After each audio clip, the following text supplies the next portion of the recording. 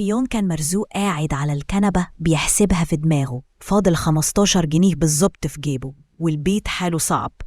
العيال جعانة والتلاجة فاضية، ومراته بتحاول تخبي القلق اللي في عينيها. كل شوية ابنه يقرب منه ويقول له: بابا عايز بس علبة عصير. يضحك مرزوق ويقول له: بكرة يا حبيبي.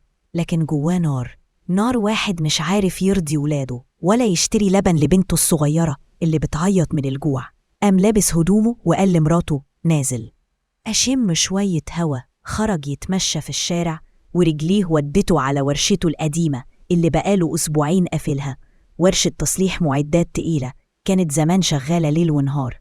دلوقتي التراب مغطي الحديد زي ما الهم مغطي قلبه. دخل وقعد على الكرسي وبص للسما وقال: يا رب أنا عمري ما مدت إيدي لحد ولا حرمت عيالي من حاجة، بس أنا خلاص مش قادر. ما تخليش ابني يبصلي وأنا عاجز. وهو بيتكلم كده سمع صوت ست كبيرة بتنده عليه: يا ابني ممكن تساعدني بلقمة لأولاد بنتي؟ بص حواليه لقاها شايلة طفل صغير ومعاها بنت في إيدها التانية، وشها كله دموع.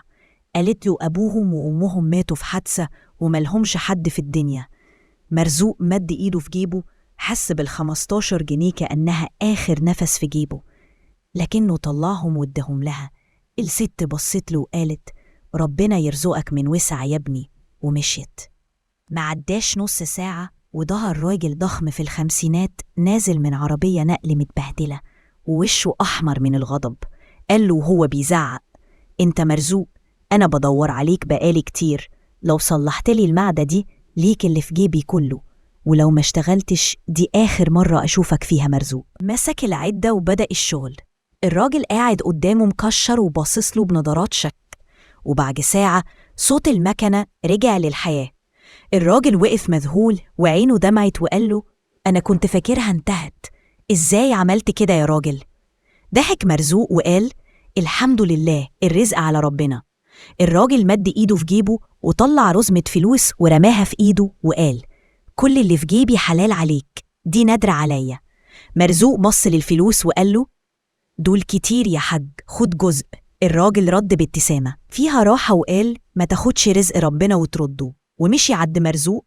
الفلوس طلعوا 15,000 جنيه بالتمام. رفع عينه للسما وقال: سبحانك يا رزاق يا كريم. خدت آخر 15 جنيه في جيبي وساعدت بيهم غيري، رجعتهم لي ب10 أضعاف وأكتر. القصة دي مش بس عن رزق، دي عن يقين. لما تثق إن ربنا شايفك عمرك ما هتحتاج غيره.